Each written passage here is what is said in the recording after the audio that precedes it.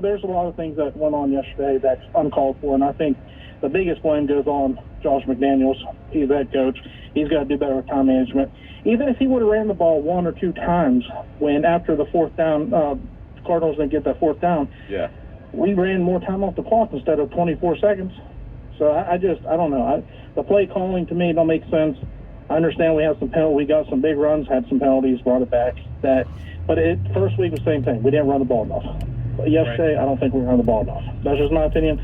Thank you for taking my time. And also, I hope we come back this weekend against the Titans. But at that locker room, I don't know how dejected they are. Hopefully they can turn it around. They're in the NFL. They get paid big money. Hopefully they can do that for one another. But if you go to Nashville Q, go to Martin's Barbecue, the best barbecue you will literally ever eat. Nice. Good call. Hey, thank you for the call, my man. I appreciate you. And yeah, you know, the thing about it is, and I'm interested to see, I mentioned we're talking to Ed Graney at 3:30. I mentioned to him last night in the locker room, I said, I wonder how long it will take the players to really clear it. We just talked to Bryce Butler, and he said, hey, you watch the film and you clear it. And that's all good, well and good, right? It sounds great. But sometimes us as humans, regardless what we're dealing with, right? Us as humans, sometimes we don't get over things as quickly as we should. I know I'm guilty of it. There's things that I let linger longer than I should. I try to clear everything immediately. I try not to hold on to anything, but it's hard. So I'm interested to see how fast this locker room can do exactly that. Get over this loss, put it behind them, and move on to Tennessee, because you have to. I had an old buddy used to tell me all the time, you cannot let one loss beat you twice. You just can't. And that's probably one of the best sayings ever. You just have to be able to move on. Tennessee is going to be a hell of an opponent. One hell of an opponent. And they've got to do everything that they can to come out of there with a W. Let's go back out to the phone lines. Let's talk to our guy, Frank. I think he's calling from Brentwood. Welcome to the show, my man. Q, appreciate you taking the call, man. Absolutely. Raider fan for 50-plus years. You know, I sat in the Coliseum for 20 years watching losses, and this one stings, man. It comes out like that other callers have said, man, including yourself, killer instincts. You know, I'm going to blame it on, you know, part of it on how we finished the first half. You know, we get the ball, we have over a minute left, we have timeouts, and I tell my wife, look, they're going to sit on the lead, they're comfortable.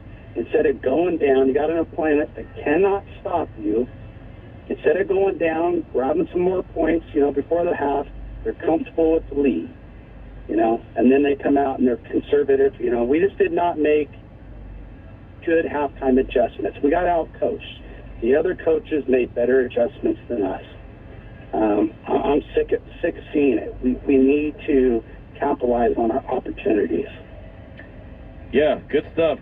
And yeah, I agree with, you know, capitalize on opportunities, man. When you have a team on the ropes, you know, when you can smell the blood in the water, you gotta have that killer instinct. You just got to, thank you, appreciate y'all. Yeah, you got to have that killer instinct. You just got to put them away, step on their neck, do whatever you got to do, but you've got to put them out. You cannot allow a team to hang around, because at some point it'll come back to cost you, and it did with the Raiders. And again, only being able to come up with 3 points in the second half, that's a problem, right? And even if they only come up with 3 points in the second half, if they at least have a few drives, you know what I mean? They had 3 and outs. If you have a few drives, then at least your defense is getting a little bit of rest, and maybe some of those stops that we've been talking about, you get. So it's such a fine line, but I agree with some of the callers where they're saying don't think that they ran the ball. I think after the first Hunter fumble and they recovered it thanks to Foster Moreau, the next play should be a run play to Josh Jacobs. And I almost guarantee he would have got 4 or 5 yards just because he was running that hard. You give him the ball a couple more times, you're in Daniel Carlson's field goal range, you kick the field goal, the game is over. 2:57 is the time. Again, we're at the Underground Lounge.